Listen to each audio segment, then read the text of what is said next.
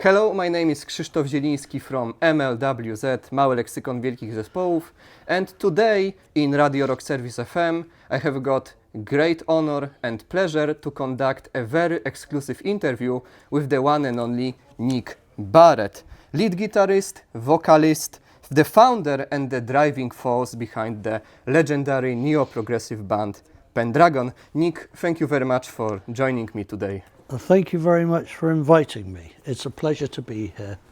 Nick, first and foremost, welcome to Kraków. It is an absolute pleasure to speak with you today, especially since tomorrow we will be giving an incredibly special acoustic gig here in Kraków in Klub Gwarek. So first off, please tell me, how are you feeling about tomorrow's gig? Polish Pendragon fans are absolutely over the moon that you are coming, and so unexpectedly too, to give such a unique performance.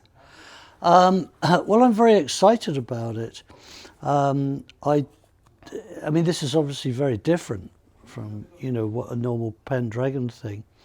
And over the last 15 years, I've done quite a few house gigs where I've been on my motorbike with my wife, and we've been off round, places like France, Germany and Holland, and just played house gigs just to do something completely different from what I would normally do in the band. And I enjoy it because it's a very different take on the music and a different approach to how you play it.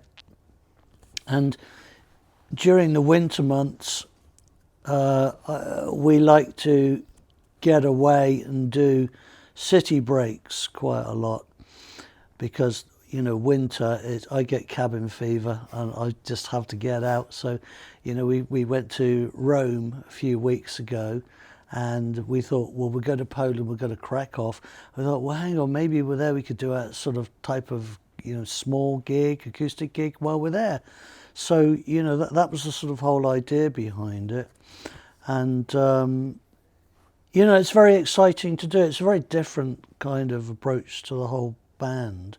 It's quite informal in a way. So, yeah, I'm very excited about it. Yeah, so the gig you'll be giving tomorrow is strictly unplugged, meaning that you'll be playing, among other things, acoustic versions of the Pendragon songs we all know and love. Please tell me what makes such stripped-down shows so special to you as an artist, and is it because the atmosphere is much more intimate, or is there a different reason behind it?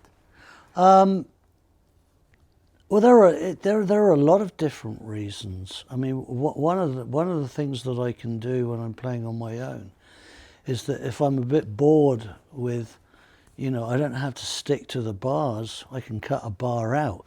I mean, if Clive's playing the piano, I can't cut a bar out because he won't know. He'll go, what have you done? Hey, you've made a mistake.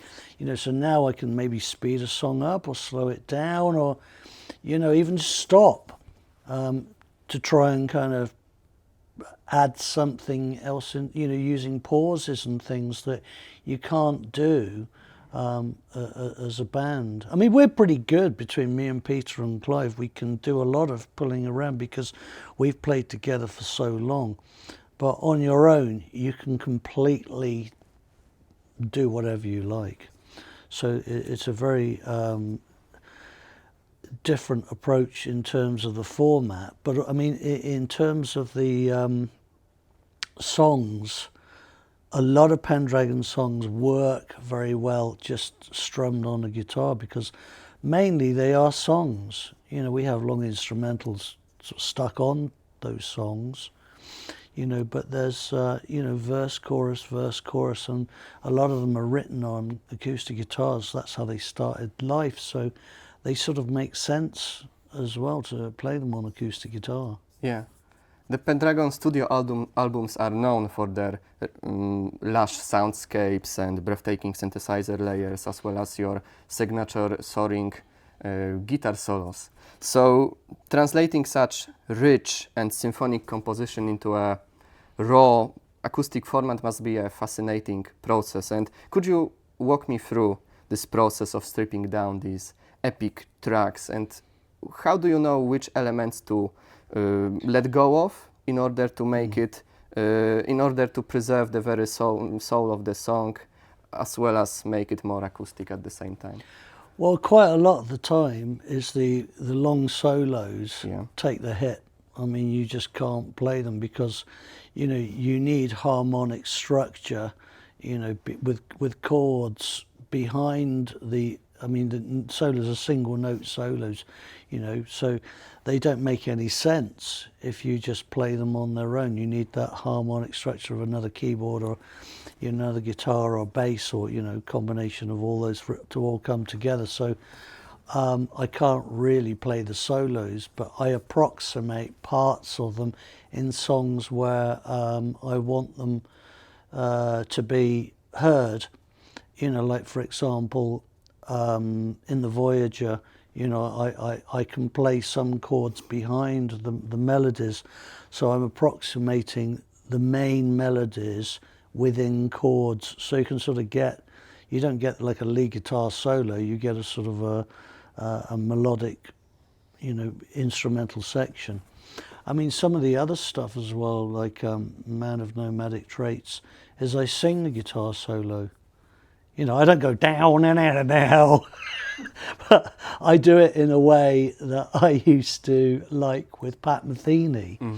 I like Pat Metheny a lot, and he gets this sort of vocalizations of the guitar, of the melodies, and I thought, well, perhaps, you know, we could do some of the guitar melodies, solos like that. So, you know, like King of the Castle, you know, we play it now as a band with the two girls singing the backing vocals, and they sing the melody. Ooh. So, you know, I do that. I sing the melodies. So if it's a key melody and key part, you know, I want it to be in the song. Sometimes it can't be done, so I just leave it as a shorter song. And have you ever found that a song completely changes its emotional weight and flavor when played on an acoustic guitar instead? Yeah, it does. I mean, it's always the way any kind of change is. Most of it's about timing, though, you know, because in a band, you know, you've got a kind of like doon da da da da da doon doon da da da doon doon da da da da. You know, that's because the drummer's expecting you to lock to that, so he's going to play to that. But you know, if you play it as acoustic, you could go doon da da da da da.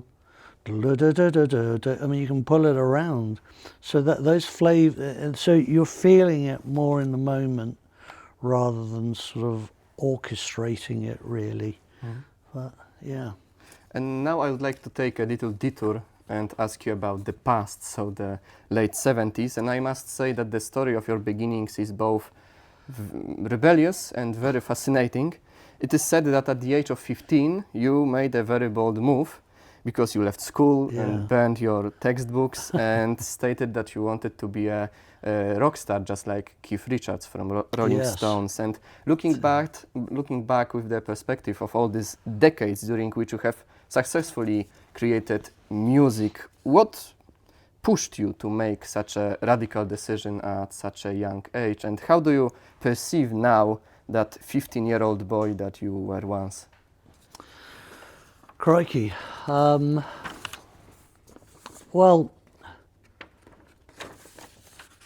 the drive to do music, you know, was there very early on. And my sister liked a lot of rock music, so she used to bring records home and played them a lot. And we had Top of the Pops, which was pop music, and my favourite band were T-Rex. My brother liked The Sweet, my sister liked Slade, but we all really liked all of them. And, you know, my sister brought all these records home, and then got tickets to go and see Slade. And I went with my dad to take her, and we went for something to eat, and then we went and picked her up afterwards. And the guy on the door said, you know, we were little kids, he said, do you want to come in? You can have a quick look. And the door opened, it was like walking into this unbelievable magical world, and there was Slade on stage and everyone was standing on their chairs and they were playing Born to Be Wild, and I just thought, I've never seen, I mean, I can't even have imagined anything as magical as this. I mean, it just completely blew me away. And then I loved the idea of being a musician and playing and performing. I just couldn't think of anything else. And I'd already started playing the guitar a little bit as well. So, you know, it's kind of the focus to want to do it professionally was right there. I mean, there's nothing else I really... There were a couple of other things that I was interested in. I was interested in motorbikes and I was interested in surfing. And which I still love those things, and music. But the possibility to, you know, be... I mean, I liked motocross. To do motocross was, you know, we had nowhere to ride, we had no money to buy motorbikes, you know, it's incredibly expensive, and so it was, you know, like a £10 guitar was a lot easier to follow that path. And surfing I couldn't do because we went every year to the beach with my parents, so I couldn't. If I lived there, if I lived at the sea, maybe that's something I would have done professionally, because all those things I could have enjoyed doing them professionally, but music was the thing that was really the thing that took over. I mean, of course, you know, then you meet like-minded people. You know, it's very, very easy then to want to start a band, and you know, it's easy because you can go to someone's house and play. You know, it's cheap. You don't need, if you have a guitar, you can make music cheaply and easily. So, you know, that's became the priority.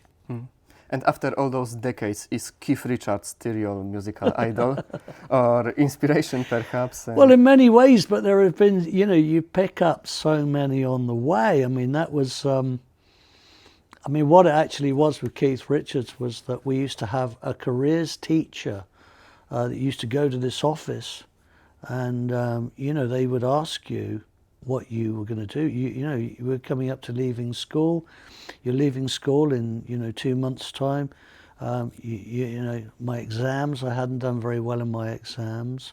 You know, because I just got into music, so I didn't revise or anything. I was not interested in academic work, you know, and I was before that, but as soon as music became a possibility, the academic thing stopped, and I could only think about that. Mm-hmm. And I went to the careers teacher, and you know, she said, well, look, you know, you're leaving school in 2 months, you need to know what you're going to do. He said, what do you want to do? I said, I don't want to do anything apart from play the guitar. And she was stuck, you know, well, what kind of courses can you go on to, you know, can you go to college to this? I said, no. She said, well, what kind of courses? I said, you know, Keith Richards didn't go on any courses. You know, that's just what came out of his head and his fingers, you know, and he was in the right place at the right time. You know, that's the path with this. It's a gamble. It's like a guy who invents, you know, some amazing thing. Quite often they don't go to school and have an academic life. They're kind of maybe a kid who's failed all his exams, and he's, you know, it's all gone wrong, and his parents are saying, you'll never get a job, you'll never make anything in your life, and he becomes a world famous boxer. You know, this happens a lot, you know, with people who are not necessarily trained, but they have a drive to do something. Mm. So, you know, really, I didn't really listen to the careers teacher, and I thought, well, I'll get a job and I'll sort of coast a bit, you know, till we can get the band, and we'll build the band. And you know, I did a job farming for a while, you know, just to kind of, because I had to do something, but you know, I knew I wasn't really going to be doing that forever. Mm-hmm. You know, I wanted to do music. And could you tell me more about the sources of your inspiration back then that pushed you to become a rock star? And could you also elaborate on the subject, what you find inspiring now? All right. Well, back then, I mean, obviously there was all the glam rock stuff. So, you know, there was T-Rex, Slade, the Sweet and bands like that from the glam era. I loved all that pop music. It was fantastic. And then I got into rock music, stuff like Led Zeppelin, Deep Purple and Jimi Hendrix, and David Bowie. But my sister brought home this album one day. It was quite early when I was into rock music, just this black cover with a prism on the front and the refracted light, and they said, "What's this? It's got nothing written." She said, "It's a band called Pink Floyd, Dark Side of the Moon." And that album just blew me away. I mean, it was just incredible, and still is. And so there was all that, and then it sort of went on to, you know, Genesis and Camel and the sort of prog rock stuff. And, you know, on from there, I mean, it's just carried on over the years, you know, picking up bands on the way. I mean, I've been talking to Pete Nichols from IQ quite a lot about this recently, as we both discovered this band called Split Ends. This album called Mental Notes. Not many people know this album, but it's an incredible kind of prog album. You know, probably the best prog album that no one's heard of, I think, in my view. So stuff like that, you know, we were listening to. We were absorbing a lot of jazz rock, people like Jean-Luc Ponty and Al Di Meola and, you know, Carlos Santana, all people like that. I loved all those guitarists. You know, Pink Floyd and Camel then came along. You know, it's like when you're 16, you just want it all. You just take it all in. And I am also very curious, do you also draw inspirations from other artistic mediums as well? Are there, for example, any specific movies or paintings, books, maybe philosophical ideas that you very find much so, very much so.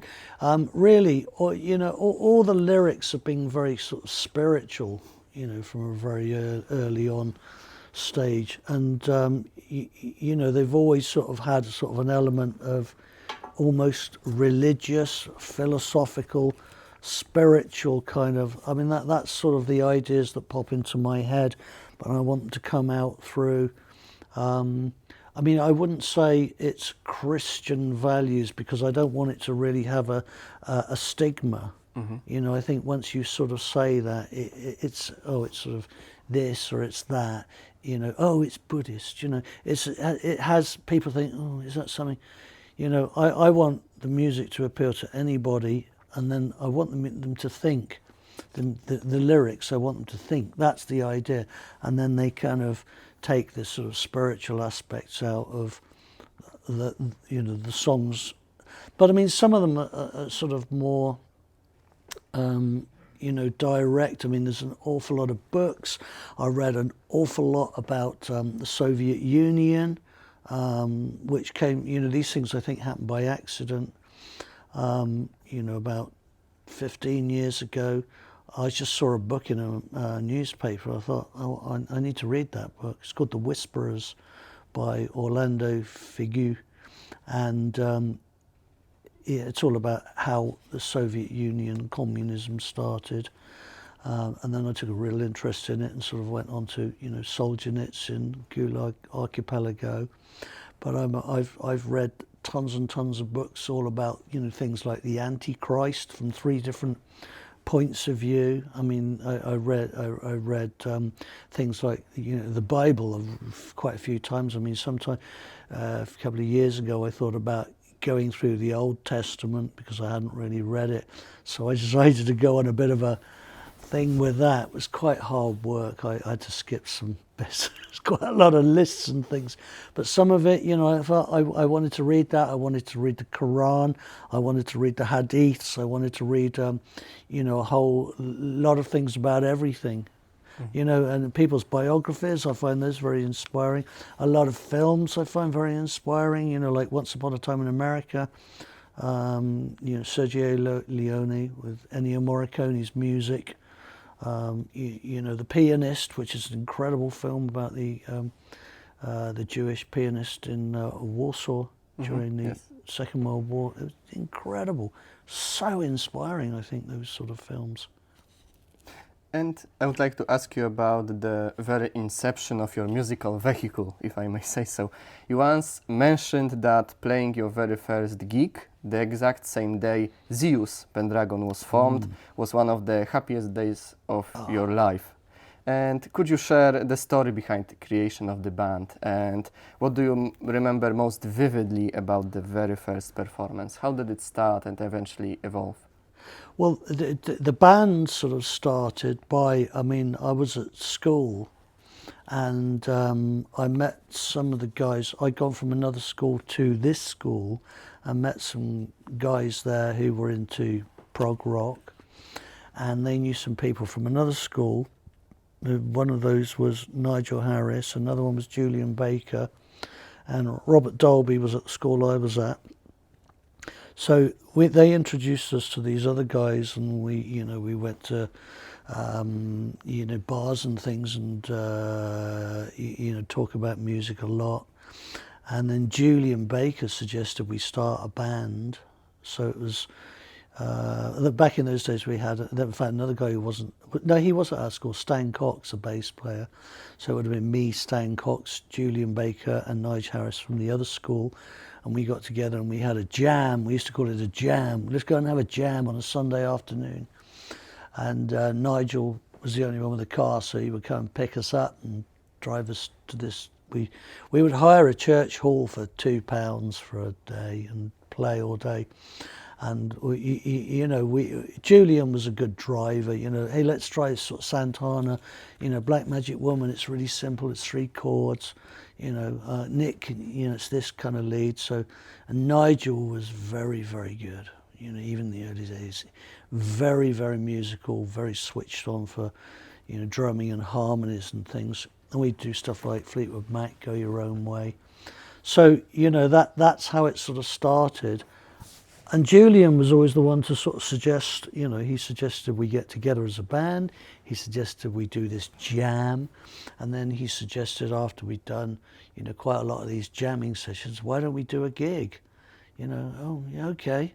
And so we booked this place called the Marshall Rooms in Stroud, which is, the most rubbish, run-down club you ever imagined. But the bands that have played there, I mean, U2 played there, U2. It's incredible. And it's kind of grotty and 1970s, and it's dark, and, the day I left school, I got the bus home, picked up my guitar and I went down there, and we didn't really know much about sound checking or everything, but we had our songs, which were all covers. We had Jimi Hendrix, Voodoo Child, Jimi Hendrix, All Along the Watchtower, Jimi Hendrix, Hey Joe, You Can Go Your Own Way, Fleetwood Mac, Albatross, Fleetwood Mac, Can't Get Enough Your Love by Bad Company, Free, All Right Now. I think we did Stairway to Heaven, and we did Led Zeppelin Rock and Roll. So that's the kind of stuff that we did. And my brother had told, all his school friends, hey, my big brother's playing this gig, we've all got to go. And it was absolutely packed. And we didn't really know how it would go, So we walked on stage, started playing the first songs, and these people just went mad, absolutely mad. And they kind of had to, because they were my brother's friends and some were our friends, and it just kind of came together, and it was just unbelievable. That night I went to bed and I just couldn't sleep. That when you're so excited about something, it's going over and over and over in your head, and you think, right, okay, all right, I'm really going to go to sleep now. Yeah, but it was amazing when we played that. Shh. Oh, what about that? I just could not sleep. Just was awake all night thinking, I'm so excited about this. This is just a phenomenal feeling, phenomenal. And what eventually prompted you to drop the Zeus and simply become Pendragon? Well, Julian, the guitarist, the other guitarist in the band, he always had the sort of business ideas, and he said, this isn't going to fit across a T-shirt. It's going to be too long. And it didn't really make any sense because it was two kinds of, culture there. You had the sort of Zeus, the mythology thing, and then you had the Greek mythology thing, and then you had the is it Greek or Roman? I can't remember. Roman, and then you had the Arthurian legend things. These two things sort of, it wasn't really ever going to work like that. So, that bit had to go. And how does the Arthurian mythology fit into the essence of Pendragon and progressive rock? Could you tell me more about the name itself? Yeah, well, it was always, I mean, if you look at sort of Yes album covers, they were always sort of very mystical, and, King Arthur was a great legend in England. I mean, King Arthur, everyone knows of the King Arthur and the Round Table, the Knights of the Round Table, and, Merlin and Camelot, absolutely English. Yeah. And, everyone around the world knows that story or something to do with that story, dragons and things. And all this sort of fitted very well with prog rock. And, there was a lot of scope because then we could, we had a song called Excalibur and then another one called Black Knight, so it kind of tied in with the whole idea. And since we are already talking about progressive rock as a genre, the late 70s and the early 80s were a rather turbulent time in the UK music scene, largely dominated by the raw energy of punk rock. And yet you chose a completely different path, playing progressive rock and drawing inspiration from the classic prog acts. And it is mentioned that, even in the concert announcement that is going to happen tomorrow, that because of this, the band sometimes faced reluctance from the audience. And how difficult was it to stay true to your musical self, your musical vision, and when the surrounding climate was a bit uninviting to the progressive sounds?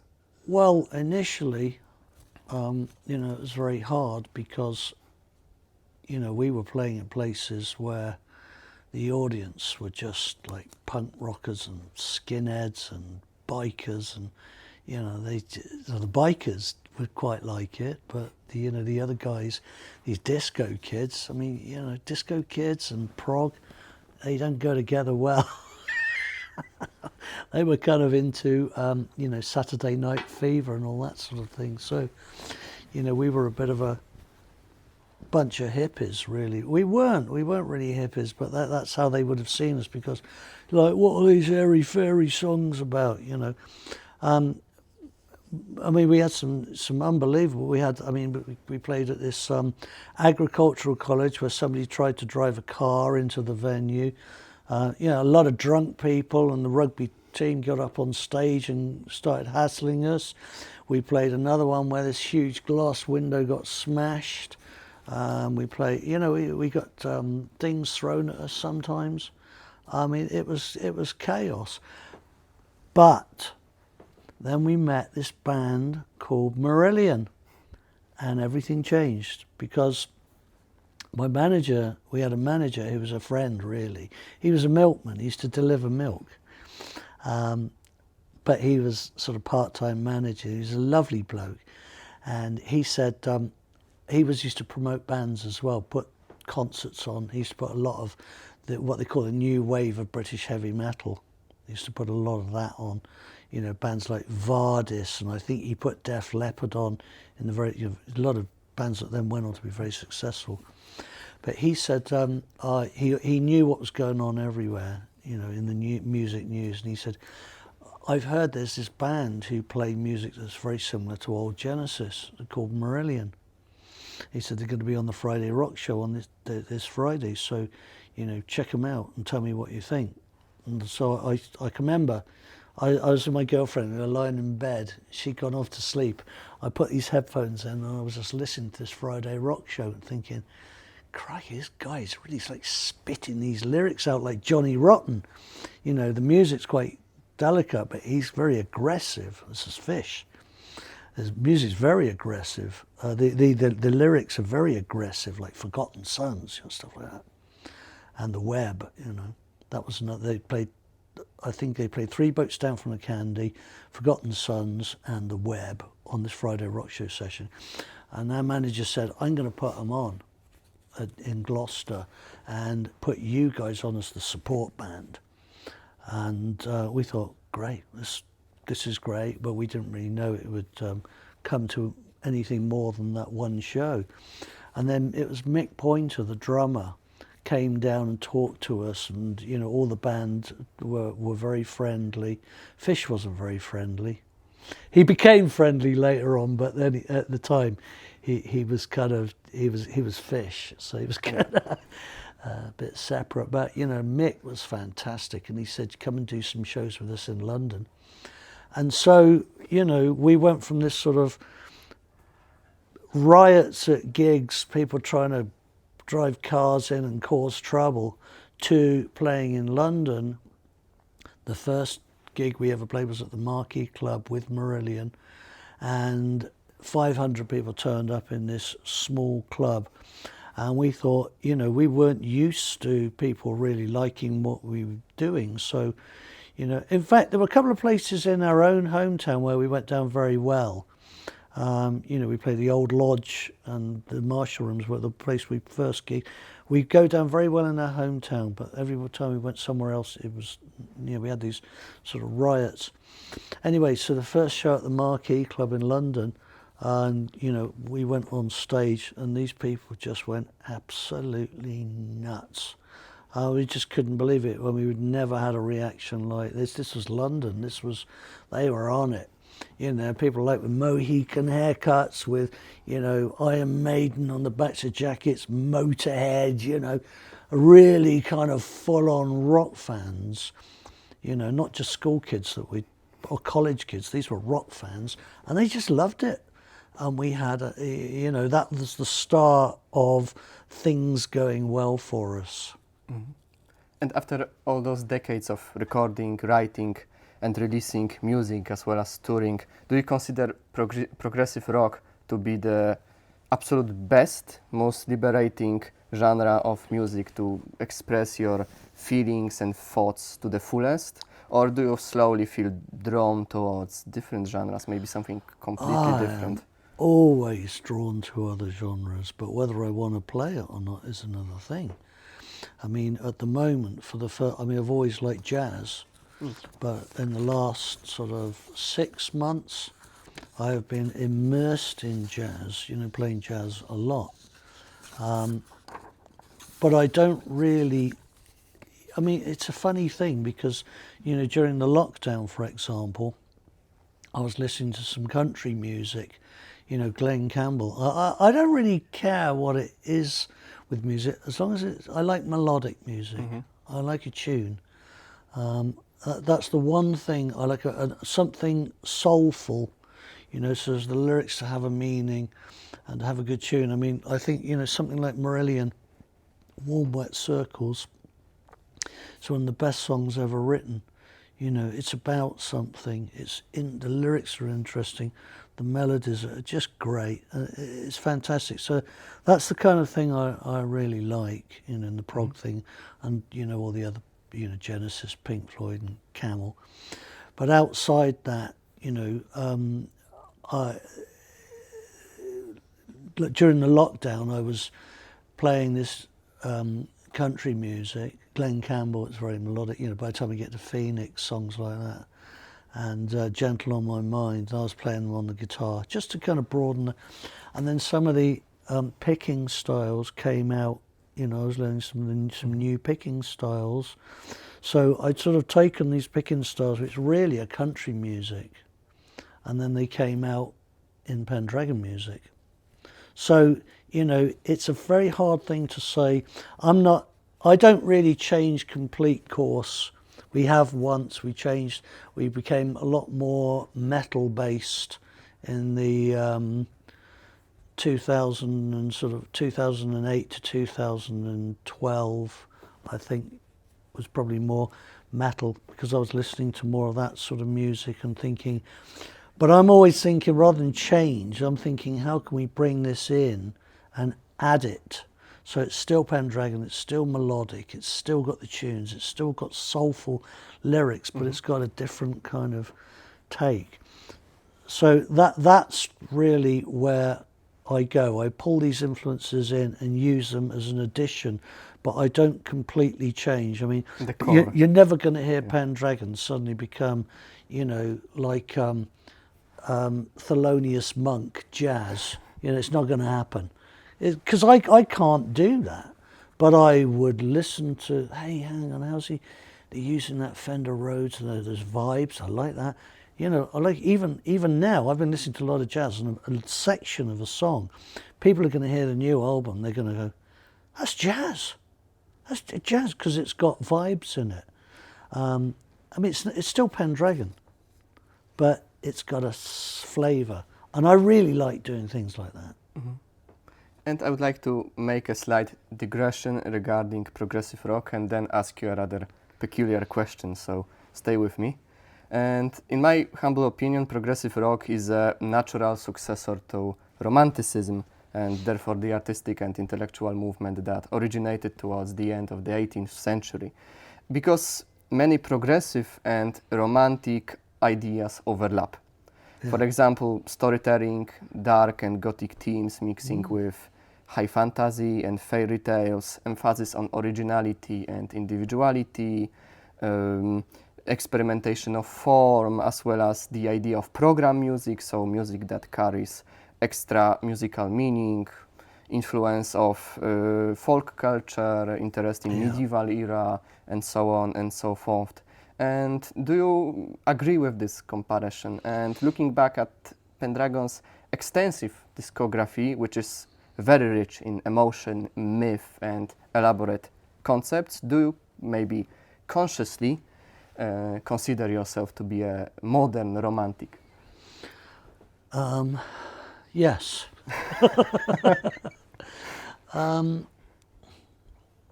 don't really kind of consider myself in any sort of box, but I mean, I think it's a fair description, because I mean, all those things that you said are pretty much, you know, but it's kind of nice that people have their own, like, you know, your viewpoint of that was these ideas. Someone else might have a different idea, but I'd say it's pretty accurate, really. It's kind of almost like a sort of minstrel type music, I suppose, you know, in a way, like how you said, storytelling. I mean, you know, I don't think you get, I mean, this is kind of completely, that jazz is, I mean, the sort of jazz I'm listening to, it's instrumental, you know, predominantly instrumental. So, you know, you're getting a vibe, really. It's a bit like, you know, relaxation music. You know, you're getting a vibe. It's not really demanding you to think. Yeah. You know, and I kind of like that about jazz, because I can put jazz on, I can drive around the van, it's raining. You know, I mean, we were in France, it was autumn, beautiful leaves. I mean, it's raining, you've got your coffee, you're driving along, it's Sunday. Jazz is right for that moment. You know, it fits, because the vibe is so right for it. But I think, you know, with our sort of music, it tends to be a little bit more demanding of the listener. You've got to pay attention to what the story is about. It's a bit like if I put a Marillion album on, you know, I can't kind of just buzz along with it. I have to kind of listen to it. You know, I've got to pay attention. Go deep down. Sorry? Go deep down. I think a lot of prog rock has that. It's demanding that you pay attention a lot with it. So that comparison, I would say, you know, yeah, it is quite romantic. And since we are here in Kraków, I must ask you about your connection to Poland. The bond between Pendragon and the Polish audience has always been exceptionally strong, and your music was passionately championed here by legendary radio presenter Tomasz Beksiński. And over the years you have immortalized this connection by, for example, releasing several DVDs from live concerts in our country. And how would you describe this specific connection that you have with Poland, with Polish fans? And has Poland always held a special place in your heart, perhaps? Yeah. I mean, the thing is about Poland, it's been, you know, like a lot of other places we've sort of just been to and played. But we always had this thing where we just said, wouldn't it be amazing if we could just sort of go to a country and there was an audience who, we know your music. What? We've never been there. We had it in Chile as well. There's another place where this happened. When we played in South America, this promoter said, he said, your biggest audience will be in Chile, Santiago in Chile. How come? You know, we haven't sold very many albums there, or we don't know. You know, he said, believe me, and it was incredible. You know, but it was like with Poland. You know, obviously before the the Iron Curtain came down. I'm hearing this. I heard this afterwards that some of our records have been smuggled under lorries, and it was Piotr Kachlowski, I think Kachlowski, from Warsaw 3. Mm-hmm. Kachkowski. Yeah. Kachkowski, I thought, isn't it Lowski? Kachkowski. Piotr Kachkowski from Warsaw 3 was playing them, you know, like Fly High, Fall Far and The Jewel. So he was building a following that we didn't even know about. And then we brought the Window of Life album out, and I got a phone call from this concert agent in London saying, hey, there's a guy called Tommy Jabinski from Metal Mind Productions in Poland wants to put you on in Poland. And he wants to do some shows on this tour. You're just about, yeah, I guess we could stick it on the end of the tour and we could come to Poland. Yeah, we didn't really know. And of course, when we came here, you know, we played a Dom Muzyki Tancia, and it was absolutely packed. In Zabrze. And, you know, people had not had many rock concerts at that point here. So it was kind of a novelty, and, you know, the people were sitting in their chairs, and it was a big sort of stage, you know, with a big lip on the front. And, you know, I would do what I would normally do at a gig to try and get people to come down to the front a bit. But they didn't. They came onto the stage, so they were as close as you and I are now. And we thought, well, we'll maybe start playing the set again now, you know, start again. And it was just an unbelievable experience. I mean, we've never known anything like it. The people that went there and the promoter and everybody, it was just amazing. So that sort of started that real connection with Poland. And then, you know, we would come back here as often as we could. The difficulty is that Poland is quite a long way. You know, it's not easy to get to. You know, for us, we have to pay for the tour bus and everything. So, you know, we can get to Holland the following day from the UK, get to Paris the following day. Poland's always a few days to drive to and then drive back. So it's not so easy to play here, you know, as much as we would like to have played. But it's the same everywhere, you know, because we don't have a record label. We are the record label. I run a record label, and you know, my wife does all the tour management stuff now. I used to do all that, you know, tour management, all the management, booking all the shows, and you know, when you have it at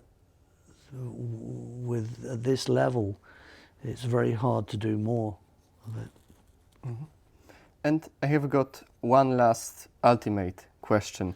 While tomorrow is all about celebrating your legacy in a stripped down acoustic form, your fans, and especially Polish fans, are always hungry for new musical journeys. So what lies in the horizon for Nick Barrett and Pendragon, and are the creative fires currently burning for a new studio album perhaps? And if so, do these intimate shows also somehow influence the way you write? And so what will the future bring? Well, that's an interesting question because, you know, a lot of the acoustic stuff that I'm playing is just playing the acoustic guitar. Over the last maybe 10 years, I've probably played more acoustic because every morning I get up, I play the acoustic guitar. And, you know, with the acoustic guitar, you write songs because you're not kind of playing, you know, lead solos, everything, or soundscapes. You know, you're writing songs. And out of that songwriting came Love Over Fear. And the next album also will be sort of similar kind of bass for the songs. They will start life as acoustic guitar, but you know, they'll end up as sort of, it won't sound like that when you hear it. But in terms of, you know, like musical creativity, I mean, I've got about 40 minutes already, you know, written and a lot of it recorded of the new album. You know, so, I mean, the challenge is always to write great music. I mean, it's not really something you can ever finish because there's always, you know, you might have a long period of time, but I'm very much, I want it to be really good. I mean, I could write an album in a month and put it out, but I wouldn't like it. You know, it wouldn't. It's got to be melodic. It's got to mean something. The lyric is got to be the best I can make it. You know, that to me, that I'm proud of, and think, yeah, this has got something to say. It's easy to make an album. It's not easy to make a good album. And before we conclude, I would like to open the floor to you and ask you whether there is anything else on your mind that you would like to add, perhaps a message to your fans in Poland. Well, I'd like, you know, as always, to thank everybody for following us for so long. I mean, it's been 32 years since we've been coming to Poland. And, you know, like I said, from when we came here, it was like we didn't know. It was sudden, you know, suddenly there's this following. You know, we played in Zabrze and we played in Warsaw, those first two shows. And then, you know, we're coming back and doing this, which is very kind of, you know, it's kind of informal as well, the acoustic thing, because, you know, I sort of, we'll talk a bit about the songs, and it's far more, I might start a song and think, oh, stop it and play it a bit more. It's kind of, it's not, I have a sense of humour with music that is, you know, within, which is how I am in my life. I mean, just about everything is a joke, pretty much, because if I have life like that, I really enjoy it and I have a lot of fun with it. And you know, if I take everything too, I'm serious about the music, and I'm serious about the, you know, aspects, because it's really important. You know, I might play something which is, you know, I'm talking about the Polish people, and you know, that's a very intense moment, and you know, it's been very special to have that over the last 32 years with people, and then be able to, you know, to do this in a less formal way. So, yeah, I'm looking forward to it. It should be good. Nick, thank you very much for your time and for sharing your incredible insights. And it has been an absolute pleasure to speak with you, and a privilege too. Oh, well, thank you very much. And I wish you fantastic, deeply emotional and unforgettable acoustic show tomorrow at Klub Gwarek. Thank you. And I am absolutely certain that Kraków audience will welcome you with the same warmth and energy and passion as they always have. I hope so. I just hope they don't throw things or try and drive a car in through the front door. So thank you once again and have wonderful time here in Poland. Yes, thank you. Thank you. Thank you. Thank you very much. Dziękuję bardzo. Thank you.